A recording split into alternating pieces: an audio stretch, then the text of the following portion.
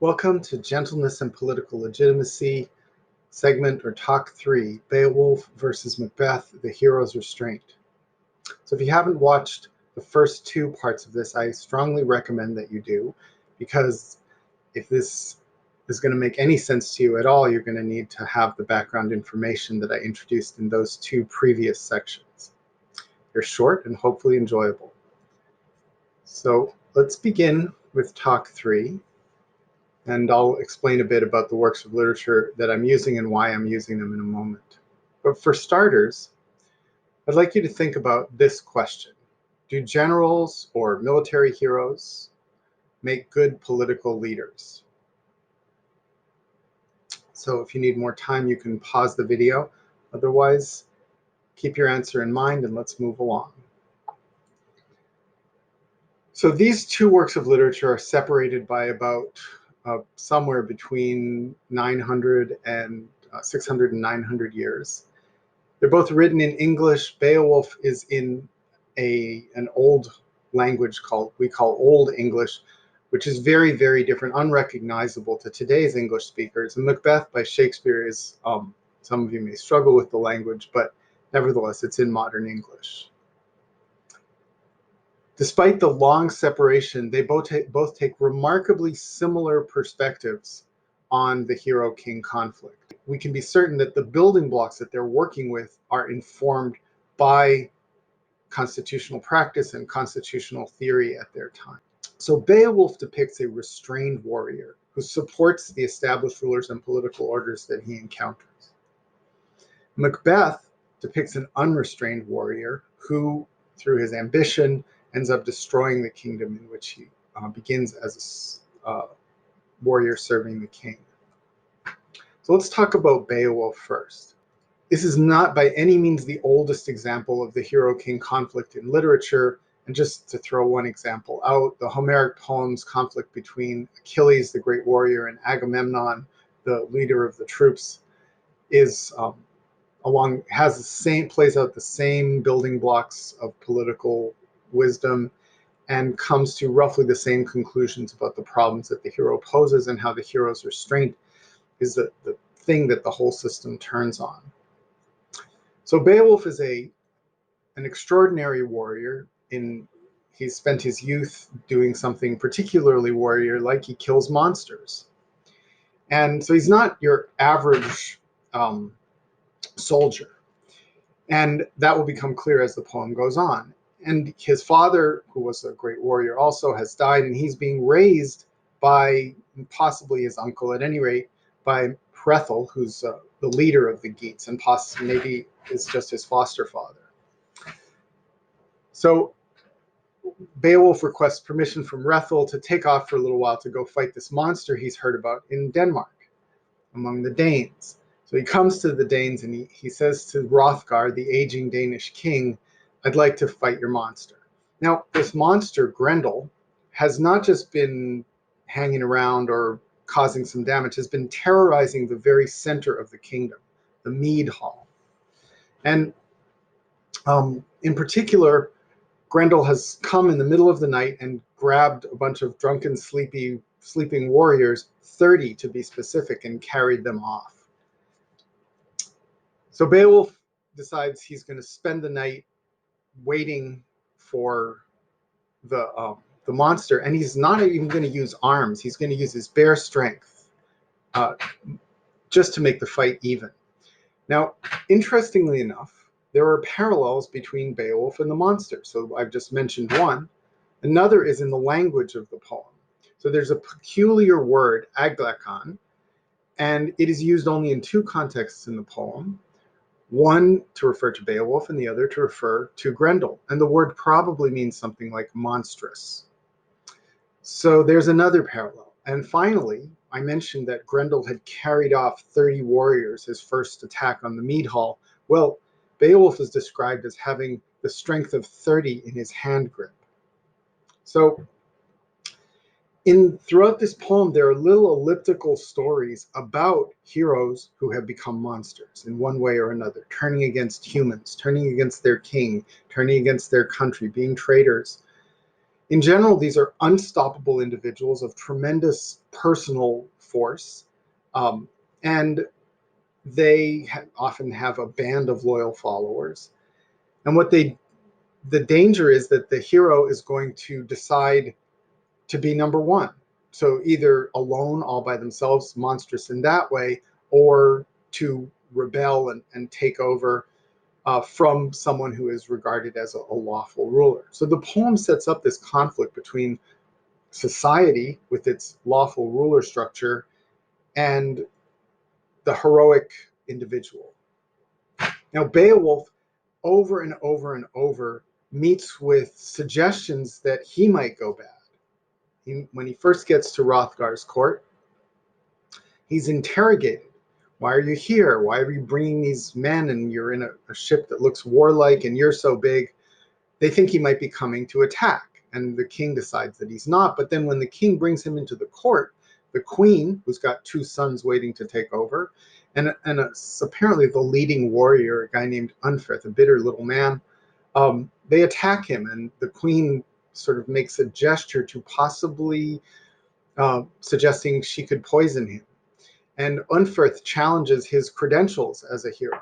Now, these people are not able to fight the monster. They're not able to do anything. But as is typical of sort of stable hereditary or legal regimes, corruption has happened. And so they're looking out for themselves within the legal structure that they're used to being able to rely on, even as that structure is being destroyed by the attacks of this monster.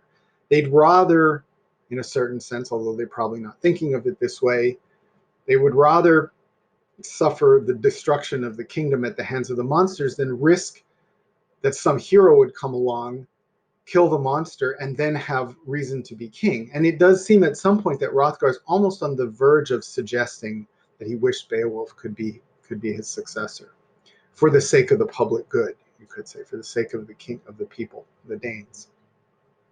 So the poem Beowulf is an elaborate dramatization of a restrained hero. And it doesn't stop with his visit to Denmark, although that introductory part of the poem serves to introduce every aspect of the hero-king conflict and all the subsidiary implications of it as well. So after he's done with this, eventually his uncle or nephew, I'm not really sure which, Hygelac, dies. I'm sorry, Hrethel dies, and his son or nephew, I'm not sure which, Hygelac, is slated to take over. I believe it's his son. And his mother asks Beowulf to take over instead.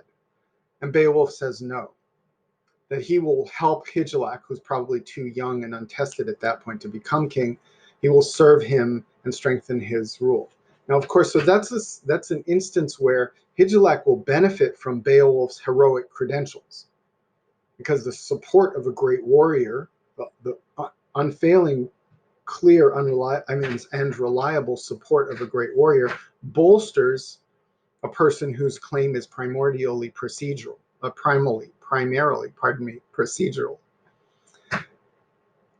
any rate, Beowulf serves Hygelac. When Hygelac finally dies, Beowulf eventually does take over the kingdom, which seems to be somewhat reduced at that point. And then he himself dies, and his death is problematic. There's a dragon that's been awakened by some greedy guy grabbing a piece of gold from it, and the dragon is depredating the countryside, burning things up in resentment and anger, the way dragons do in Western literature. And Beowulf sets out to defeat the dragon, to save his kingdom. And eventually he does, he kills the dragon, but in the process he's scratched, and the poison from the dragon kills him. Now he dies along a person named Wiglaf, who appears to be a sort of Swedish immigrant.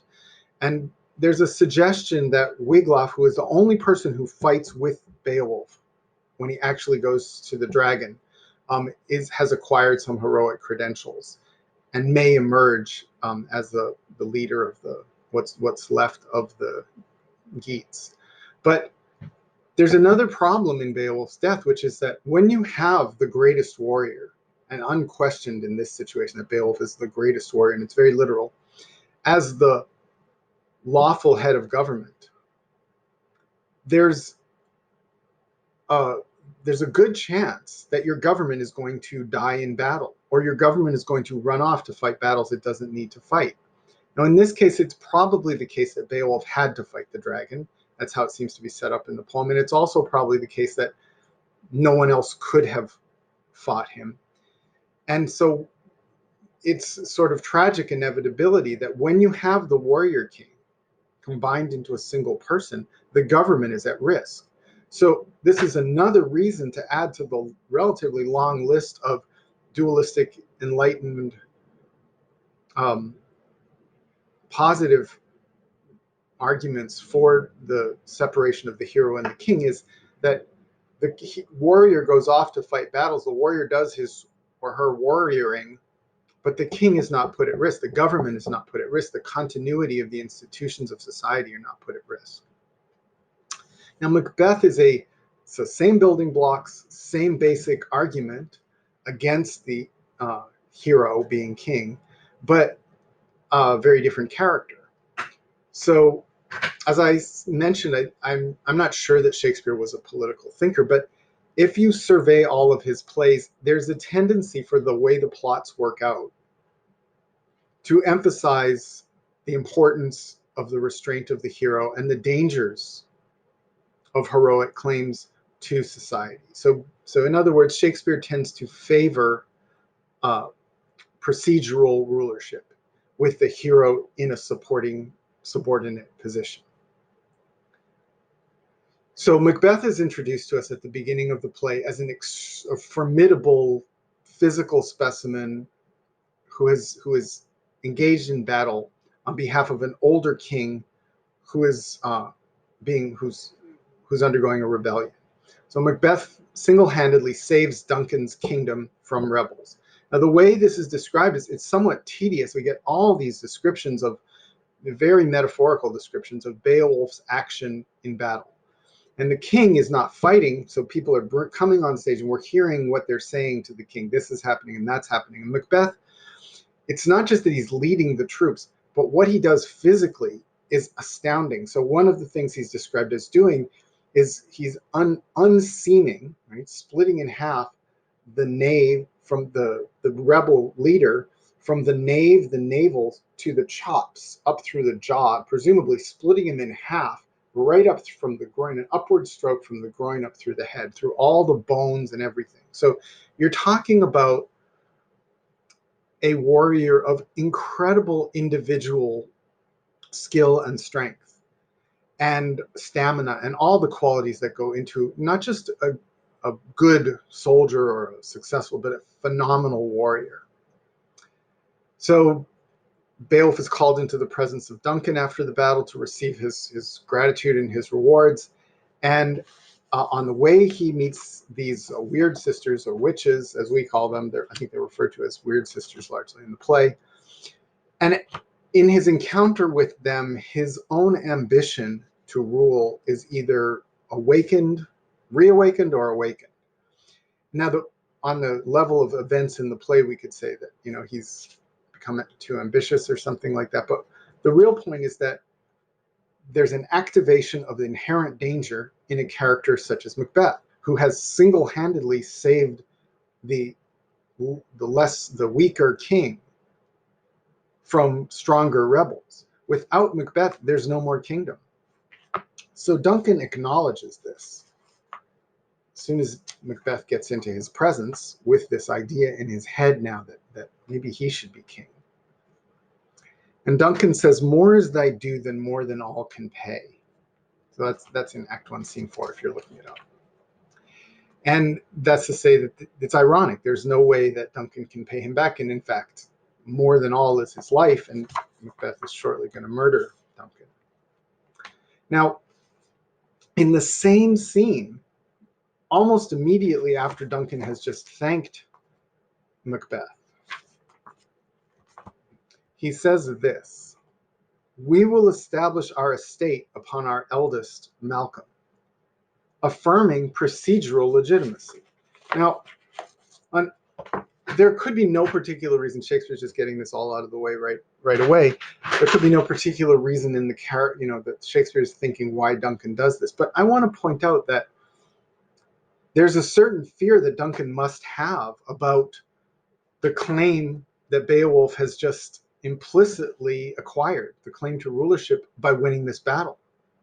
Just like the people around Hrothgar in the Danish court are worried that a hero who defeats the monster will upset their plans. So immediately, Duncan makes clear that he wants his son to be the procedural heir. Now, his son Malcolm seems to have been in the battle, but we don't know anything about what he did. He has not distinguished himself as an outstanding warrior. There's nothing wrong with him, and he does become king in the end, and he turns out to be quite admirable in the way he first conducts himself. But the point is that all of these little actions have to do with the typical operation of the hero-king conflict. Duncan has a reason to be worried about the encroachment of the warrior claim or the heroic claim, and so he reasserts the procedural claim that would make his son his heir. Now, it's even not entirely clear that that's the right thing to do. There's a suggestion throughout the play, I won't go into it, but that kings are elected in this context, and I'll talk about that, I believe, in the next talk, as a practice throughout some of the warring tribes in Europe. So I want to take a look at, so we're just going to pause here, and hopefully this has been a clear exposition of how these principles work through these plays. Now, in the non-dual view of the warrior claim, it's really important to recognize, I think I've mentioned this earlier, that there's a split, there's still a hyphenation of warrior king. So the Shambhala teachings don't deny that there's more than one thing. But what the Shambhala teachings do is, because it's a non-dual tradition, we don't grow a whole point of view or a whole party or a whole hierarchy out of the fact that there are differences. Differences are just manifestations of sort of the fundamental unity of worthiness of everything. So the hero, of course, is of great value to the king, and the hero has some specialization, but that doesn't make the hero more worthy as a person, or as a being for that matter, than the king or than anyone else. It just makes them more valuable for certain purposes. So there's a limit to how far differences can extend to hierarchies within a non-dual context.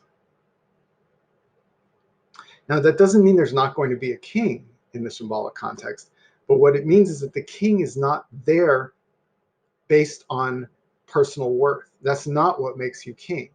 What makes you king is complicated, and it's not really it's outside the purview of this, what makes one person end up being king. But that's not really a question, because just the fact that there's a ruler is essential to the society so that all can rule.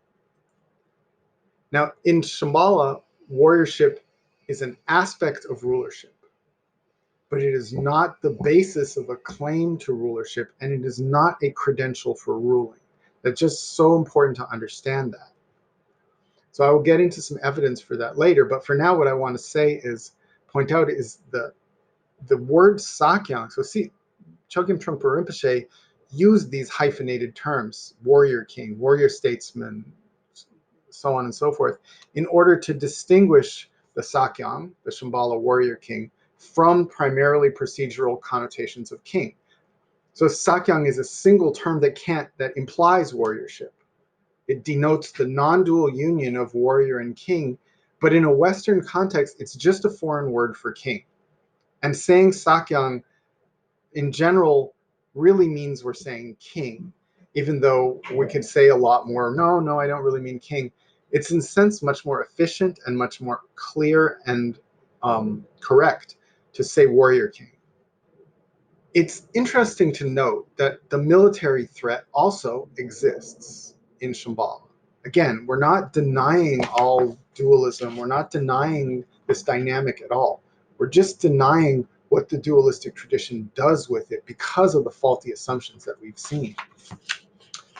So in Shambhala, the only place where an actual rebellion is mentioned as a danger in court vision and practice, which is the core text about Shambhala, about the warrior king in Shambhala that Trungpa Rinpoche left us.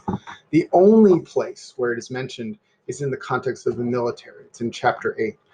Now, that's not even it's not even mentioned as a danger of the leader of the military, who's a member of the court. It's mentioned as a danger from the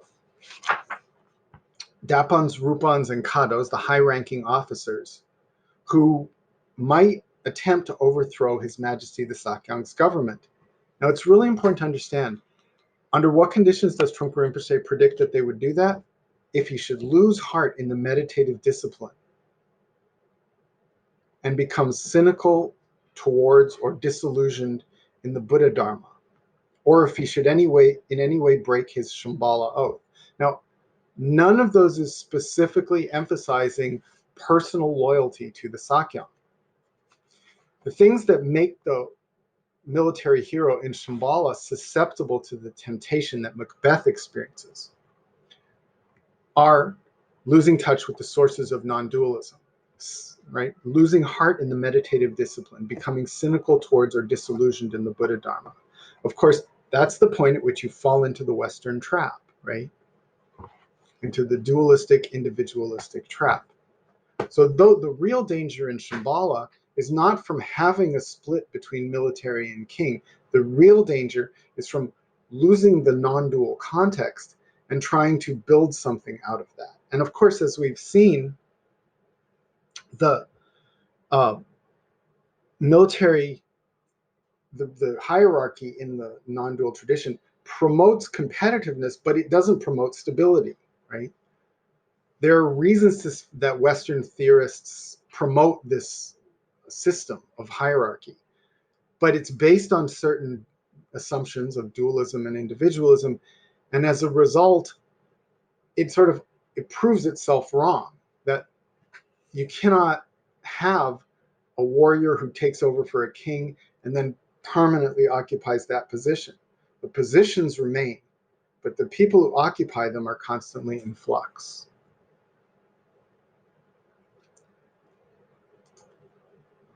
So thank you for staying with me.